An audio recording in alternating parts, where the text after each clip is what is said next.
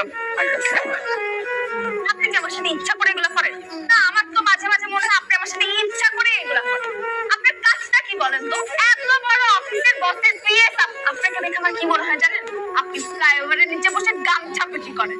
আমার না কিছু বলার নাই আপনাকে। ম্যাডাম কিচেনে ঢুকে দেখি অরেঞ্জ তখন কি করবো মাথায় একটা বুদ্ধি চলে আসে লেবু চিপকে শরবত বানায় এটা ট্যাঙ্ক মিক্স করে চিনি দিয়ে অরেঞ্জ বানায়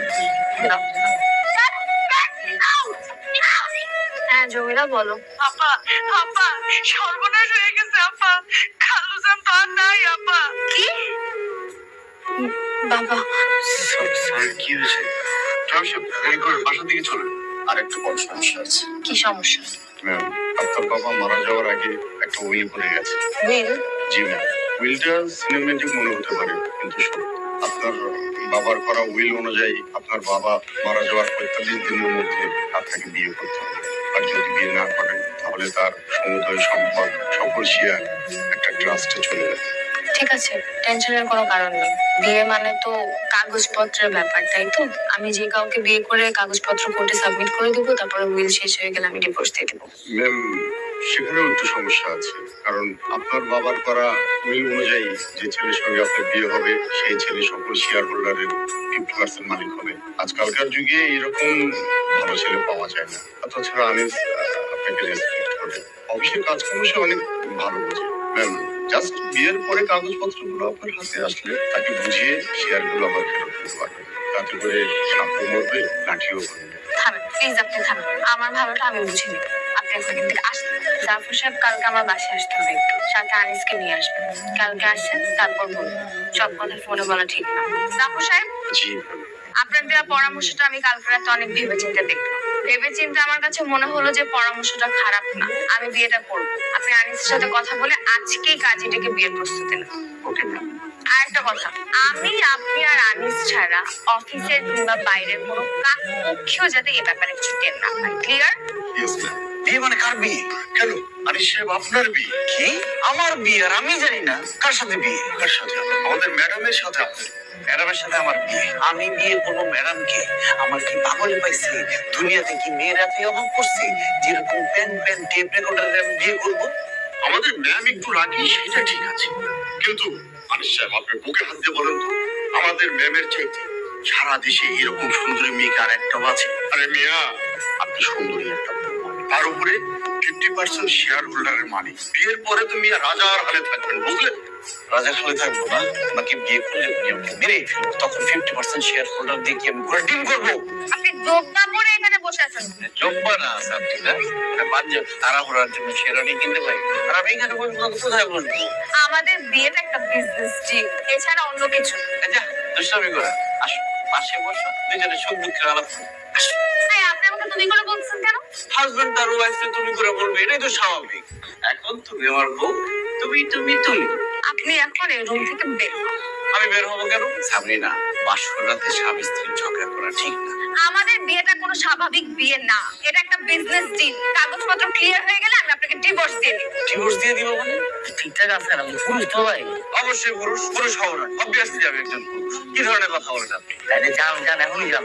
এখন পাশের রুম থেকে আপনার ভাবিরে যদি আনতে যাই তাহলে তো দরজা ভেঙে আনতে হবে। আপনাকে তো আমি কালকে মানা করছি, আমাকে তুমি করে ডাকা যাবে না, আপনি করে ডাকতে হবে। হবে না হবে না, একবার তুমি তো নেমে গেছি, এখন কোনোভাবে আপনি তো আসা যাবে না। এটাকেই বলে ছেঁড়া কাছে শুয়ে লাখ টাকার স্বপ্ন। আমি আপনাকে বিয়ে করেছি জাস্ট আমার কোম্পানি বাঁচানোর জন্য, ওকে? কোনো সমস্যা নাই, এতদিন আমি আসলাম না, তুমি ঠিক মতো খাওয়া দাওয়া করো নাই, এখন আমি চলে আসছি, দুজনে একসাথে ডিনার করবো। তাহলে কিন্তু খবর আছে। আপনি কি আমাকে থ্রেট দিচ্ছেন? হ্যাঁ, ছেড়ে কি দেখছো? লাঠি দেখছো? একদম নিচের থেকে বিড়ান শুরু করুন, একবার সাপের মতো লম্বা করে বানাবো। আমি ফ্রেশ আসছি। এই এত লোক কেন? আরে ঠিক আছে, বেশি করে দাও, শাকসবজি খাওয়া ভালো, এগুলো পুষ্টিকর খাবার, খাও। আচ্ছা, আপনার প্রবলেমটা কি বলেন তো? বাসায় শান্তি নাই, বাইরে শান্তি নাই, অফিসে শান্তি নাই, কি সমস্যাটা কি আপনার? আরে কি করছেন আপনি? এটা কি অফিস ড্রেস? আপনার মাথায় সমস্যা, আপনার চিকিৎসা দরকার। এরপর স্বামীদের একটু মাথায় সমস্যা থাকে। আপনার প্রবলেমটা কি? হ্যাঁ, বাইরে আমার একটা প্রেস্টিজ আছে, প্লিজ একটু নর্মাল ভাবে দাঁড়ান। তুমি এত আনরোমান্টিক কেন বউ? এখানে জোড়ায় জোড়ায় প্রেমিক প্রেমিকারা এসে প্রেম করে।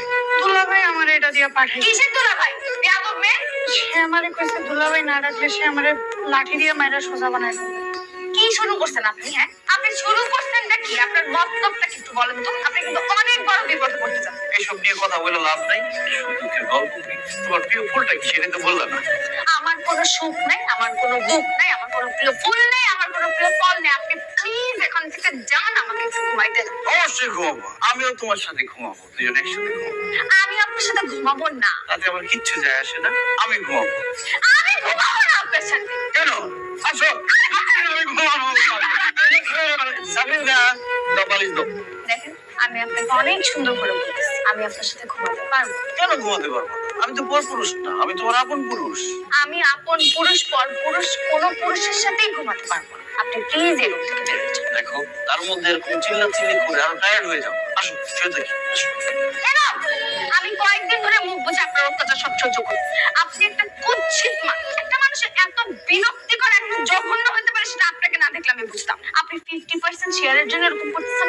আমি কালকেই আপনাকে ডিভোর্স দেবো উইথ ইওর 50%। তুমি আমাকে ডিভোর্স দিলে কি হবে? আমি তো তোমাকে ডিভোর্স দেবো না। তুই ডিভোর্স দিবি না, তোর বাপ দিবে ডিভোর্স। তুই আমাকে চিনিস? অনেক সহ্য করছি তোকে আমি। তোকে আমার অসহ্য লাগতেছে। মনটা চাইতেছে দুই হাত দিয়ে তোর গলাটা টিপে মেরে দিই। কালকে তুই আমার বাসা থেকে বেরোবি। আমি ডিভোর্স দিলে তোর বাসায় পৌঁছে দিই। তোকে আমি ভালো ছেলে মনে করছি। আমার ভুল হয়ে গেছে। আমার আসলে বোঝা উচিত ছিল। ছোট লোকের বাচ্চা জীবন ছোট লোকই থাকে। সাবরিনা, তুমি আমাকে এরকম কথা বলতে পারলা? আমি তো এখন কিছুই বললাম না। এখন যদি তুই আমার রুম থেকে বের না হস, আমি কিন্তু লোকজন জড়ো করবো। দেখো সাবরিনা, তুমি আমাকে এখান থেকে বের করে দিলে আমি কোথায় যাব? এই শহরে আমার কোনো আপনজন নেই। আর এরকম চিৎকার করো না, আশেপাশে মানুষজন জানলে তো দুজনের মান সম্মান যাবে। সম্মান তোর যাবে না, সম্মান আমার যাবে। ছোট লোকের বাচ্চাদের আবার কিসের মান সম্মান? তুই আমার রুম থেকে বেরো। আমি জীবনেও তোকে আর আমার চোখ সামনে দেখতে চাই না। আরে ভাই, আমাদের শোন, ব্যক্তিগুলো ভাবলে যেমন জামানি ভাই। হ্যালো, আপনাকে একটা জরুরি কথা বলার জন্য ফোন দিয়েছি। বলেন। আপনাকে কালকে একবার অফিসে আসতে। আমি আর অফিসে আসবো না, আমি আর চাকরি করবো না। আপনাকে অফিস করার জন্য ডাকছি না, ডিভোর্সের কাগজপত্র আর শেয়ারের কাগজপত্র বুঝে নেওয়ার জন্য ডাকছি। আপনি সাইন করে পাঠিয়ে দিন। আর এটা 50% শেয়ারের পেপার, এটাতে সাইন করে দিন। আমার শেয়ার লাগবে, ডিভোর্সের পেপারটা নিলাম, সাইন করে পাঠিয়ে দিব। নেবেন না মানে? লিগালি আপনি 50% শেয়ারের মালিক। আমি কোনো কিছুর মালিক হতে চাই না। আমি একটা সিম্পল লাইফ চাইছি। সিম্পল লাইফ মানে বুঝেন, একটা বিয়ে, বউ, বাচ্চা কাচ্চা মিলে একটা সংসার। আপনার কাছে বিয়ে মানে বিজনেস ডিল, বিজনেস প্ল্যান হতে পারে, কিন্তু আমার কাছে বিয়ে মানে একটা পবিত্র সম্পর্ক, একটা ভালোবাসার সম্পর্ক। আমি কোনো প্ল্যান সাকসেসফুল করার জন্য বিয়ে করি নাই, আমি টাকার জন্য বিয়ে করি নাই। আপনি আমাকে ডিভোর্স দিতে চাইতেই পারেন, সে অধিকার আপনার আছে, কিন্তু আমি টাকার জন্য আমার ভালোবাসার সম্পর্কে, পবিত্র সম্পর্ককে আমি বিক্রি করতে পারবো না। আসি, ভালো থাকবেন। আপনি হঠাৎ বাসায় আসলেন যে, কোনো সমস্যা? ম্যাম, প্রশ্নটা তো আমারও। আপনি কি ঠিক আছেন? ঠিক আছে, আমি অবশ্যই ঠিক আছি। কেন, কি হয়েছে? ম্যাম, আপনি কিন্তু সেই আগের মতো অনিয়মিত হয়ে গেছেন অফিস। আমাদের প্রজেক্ট গুলো তেমন ভালো না। আমি জানি আপনার মনের ভিতরে কি চলতেছে, কিন্তু ম্যাম, রিয়েলিটি হচ্ছে আমাদের প্রজেক্ট লসে রান করছে। আর আপনি যদি ঠিক এই মুহূর্তে ঠিকঠাক ভাবে কনসেন্ট্রেট না করতে পারেন, তাহলে কিন্তু আমাদের অনেক বড় ক্ষতি হয়ে যাবে। আর সেই ক্ষতি হ্যান্ডেল করতে আমাদের অফিসে কিন্তু অনেক বেগ পেতে হবে। বয়সে আমি আপনার বাবার সঙ্গে অনেকদিন যাবত এই অফিসে কাজ করেছি। আমি আপনাকে আমার মেয়ের মধ্যেই জানি। সেই বাবার জায়গা থেকে আপনাকে একটা কথা বলি। আসলে সংসার জীবনটা হচ্ছে রেল লাইন। স্বামী স্ত্রী দুজনে সেই রেল লাইনের দুপাশে উঠে আমি কিন্তু মানুষ ছিলাম। অফিসে তো আরো অনেক ছেলে ছিল, কিন্তু এই আনিস সাহেবকেই আপনার উপযুক্ত বলে আমি ভেবেছিলাম। কেন জানেন? কারণ আনিস সাহেবের এই দুনিয়ায় আর কেউ নেই। আর যাদের দুনিয়ায় আপন বলে কেউ থাকে না, ওরা কিন্তু মানুষকে খুব ভালোবাসতে পারে। আনিসের বাবা মা নেই?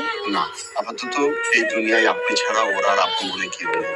ম্যাম, আপনার কাছে আমার একটা অনুরোধ, প্লিজ ম্যাম, যদি আপনাদের মধ্যে ছোটখাটো কোনো ভুল ত্রুটি হয়ে থাকে, সেই ভুলগুলো নিজেদের মধ্যে নিজেরা সংশোধন করে দিন। কারণ আসলে ওই ডিভোর্সটা সকল সমস্যার সমাধান হতে পারে না। ডিভোর্স দিয়ে কাউকে কখনো সুখে থাকতে দেখিনি। তাই ম্যাম, আমিও চাই না আপনার জীবনে এমন কিছু ঘটুক। আমি চাই আপনি সারা জীবন সুখে থাকেন। আপনি? সরি ম্যাডাম, আসলে 2 দিন ধরে আমি একটু অসুস্থ, তো তাই ডিভোর্স পেপারে সাইন করে পেপারটা জমা দিয়ে আসতে পারি। কালকে দিয়ে আসবো। আমি এখানে ডিভোর্সের পেপারের জন্য আসিনি। তাহলে আমি এসেছি আপনাকে সরি বলতে। আমি রিয়েলাইজ করতে পেরেছি যে এতদিন আমি আপনার সাথে যা যা করেছি একদম ঠিক করিনি। আমি সরি। ইটস ওকে, সমস্যা নেই। আপনি চাইলে অফিস জয়েন করতে পারেন। আর হ্যাঁ, আপনার যে 50% শেয়ারটা আপনি আমাকে মহান সেজে ফেরত দিতে চেয়েছিলেন, সেটা ফেরত দিতে হবে। আপনার শেয়ার আপনার কাছেই থাকবে। আর আরেকটা পোস্ট খালি আছে, আপনি চাইলে সেটাতেও জয়েন করতে পারেন। কোন পোস্ট? হাজবেন্ডের পোস্ট। আর একটা কথা, এতদিন ধরে যে প্রশ্নটা করে আমার মাথাটা খেয়ে ফেলতেছিলেন, আমার প্রিয় ফুল কি, আমার প্রিয় ফুল কি, আমার প্রিয় ফুল হচ্ছে রক্ত জবা। এখন কি প্রতিদিন অফিস থেকে আসার সময় আমার জন্য রক্ত জবা নিয়ে আসবেন? অবশ্যই প্রত্যেকদিন বিশ্ব সংসার ধর্ম ধর্ম করে খুঁজে নিয়ে আসবো 108টি রক্তচাপ। 108টা? বলার জন্য বলছি নাকি কবিতা? আচ্ছা, হাজবেন্ডের পোস্টে কি সত্যি জয়েন করতেছি? কেন আপনি চান না?